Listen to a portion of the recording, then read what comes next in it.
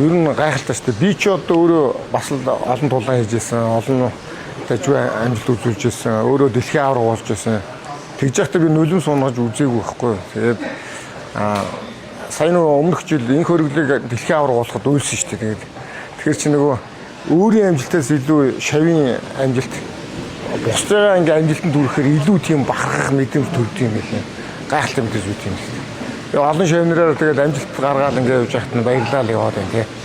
Одоо энэ 3 сарын 21-нд Монгол одоо тулаанчдад ер нь өмнө болж байгаагүй нэг тулаан байгаа. Намнан баяр гэдэг одоо энэ ард бэлтгэл хийж байгаа шав маань Хятадын JCK-гийн холбоонд 1 сая юан уу одоо 500 хэдэн сая төгрөгийн төлөө тулдах чам.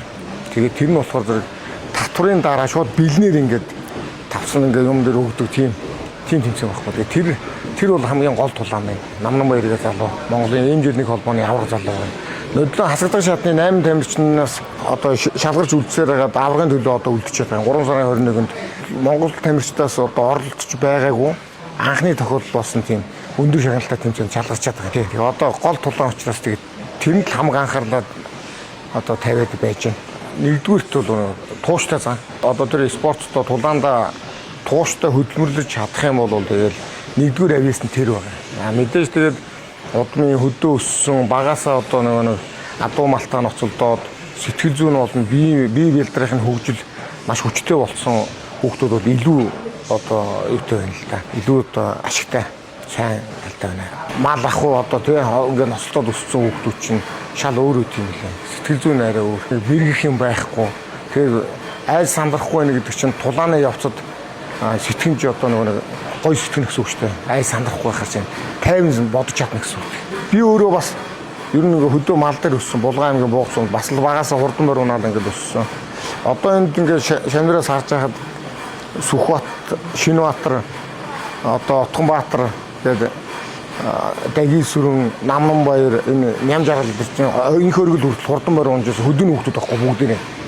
Тэгээ эдгээр маань яадаг би нэг ажил хийсэн юм багасаа нөгөө мал хуу дээр өсөөд багасаа одоо ах нараа эцэг ихийн нөгөө үүрэг даалгаврыг биелүүлээд сурцсан.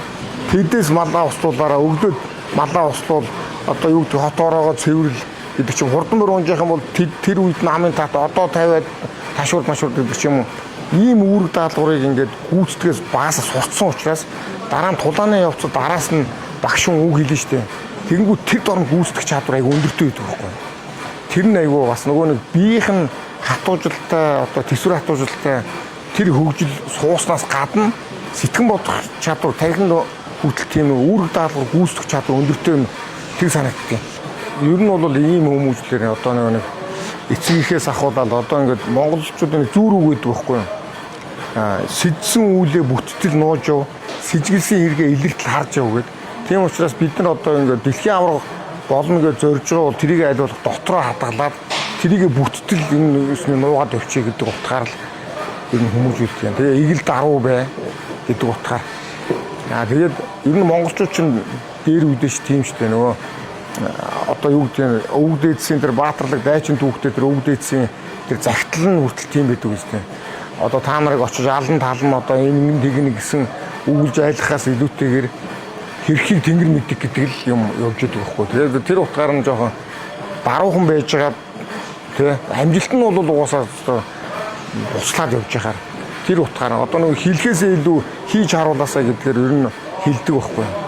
Яг жилэн өөрөө ч гэсэн тийм байхыг ер нь хүсчихсэн. Багтааш ер нь тэгжилд явдаг л доо. Илүү ярихаас илүү амжилт нь харуулж гэдэг утгаар ярьж явдаг шүү дээ, хийж явдаг шүү дээ. Зуудаг нохоо хувцдаггүй гэж Монгол үг гэдэг шүү дээ. Тэгэл зодтолдог хүн чалчдаггүй гэдэг нэг гуйлаад ярина шүү дээ бас.